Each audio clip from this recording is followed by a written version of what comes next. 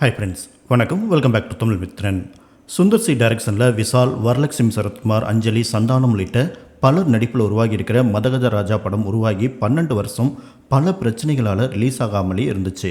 இந்த நிலையில் சில நாட்களுக்கு முன்னாடி இந்த படத்தை வர்ற பொங்கல் பண்டிகையை முன்னிட்டு ரிலீஸ் பண்ண போகிறதா அனௌன்ஸ் பண்ணியிருந்தாங்க. அது மட்டும் இல்லாமல் நேற்று ப்ரீ ரிலீஸ் ஈவெண்ட் ஒன்றையும் நடத்தியிருக்காங்க. இதில் இயக்குனர் சுந்தர் சி, விஜய் ஆண்டனி, குஷ்பு மற்றும் நடிகர் விசால் ஆகியோர் கலந்துட்டு இருந்தாங்க.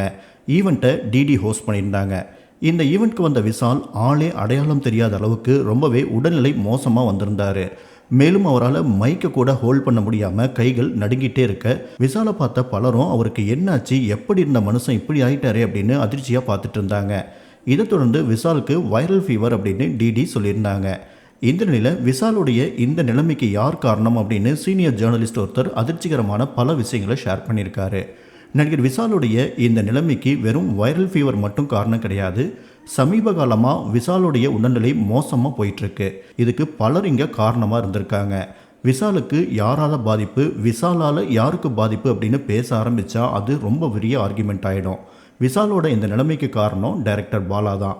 அவன் இவன் படத்தில் மாறுக்கண் வேணும் அப்படிங்கிறதுக்காக ஒரு பக்கம் மொழி எழுத்து சர்ஜரி பண்ணிட்டாங்க. இதுக்கு மருத்துவ ரீதியாக பல பேர்கள் சொல்கிறாங்க. விசால் கண் அப்படி வச்சுட்டு நடிக்கிறாரோ அப்படின்னு பலரும் நினச்சிட்டு இருக்காங்க. ஆனால் கண் அவருக்கு அப்படி மாற்றி அமைக்கப்பட்டிருக்கு. டப்பிங் பேப்பரை கையில் எடுத்தாலே விசாலோட கண் தானாகவே மாறிடும் அப்படின்னு டைரக்டர் பாலா ஒரு பேட்டியில் சொல்லியிருக்காரு.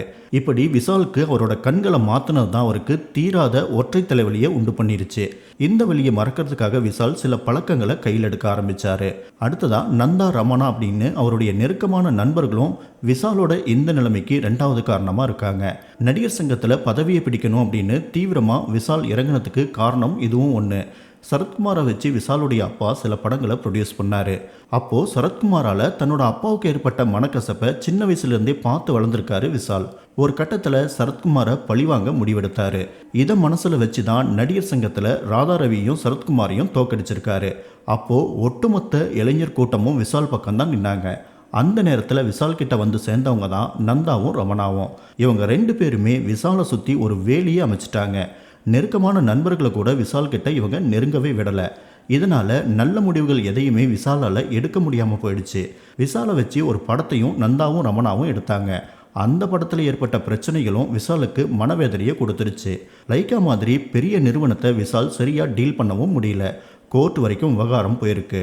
லைக்கா நிறுவனம் கூட ஏற்பட்ட முரண்பாட்டால் விசாலுக்கு யாருமே ஃபைனான்ஸ் செய்யவும் முன் வரல.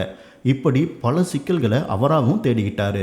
இது எல்லாத்துக்கும் மேலே நடிகர் சங்கம், தயாரிப்பாளர் சங்கத்தில் தினம் கட்ட பஞ்சாயத்து மாதிரி சூழ்நிலை ஏற்படுத்தவும் மன உளைச்சல், டென்ஷன் தந்து அவருடைய உடல்நிலை பாதிச்சிருக்கு. இந்த இடத்துல மிஸ்கினையும் நம்ம சொல்ல வேண்டியிருக்கு. துப்பறிவாளன் 2 லண்டனில் நடந்த ஷூட்டிங்கில் விசாலுக்கும் மிஸ்கினுக்கும் ஏற்பட்ட சண்டை, நஷ்டம் இதெல்லாம் விசாலுடைய இந்த நிலைமைக்கு காரணம் அப்படின்னு சொல்லலாம். பகிரங்கமாக 2 பேருமே மாறி மாறி திட்டாங்க. இந்த பிரச்சனைகள்லேருந்து மறக்கிறதுக்கு விசால் எடுத்த சில விஷயங்கள் தான் அவரை இந்த நிலைமைக்கு ஆளாக்கியிருக்கு. மார்க் ஆண்டனி படத்துடைய ஷூட்டிங் நடந்தப்ப 2 நாளாகியும் விசால் கதவே திறக்கலையாமா. உள்ளே போய் பார்த்தா தூங்கிட்டு இருக்காராமா. அந்தளவுக்கு அவருடைய உடல்நிலை ரொம்ப மோசமாக இருக்குது.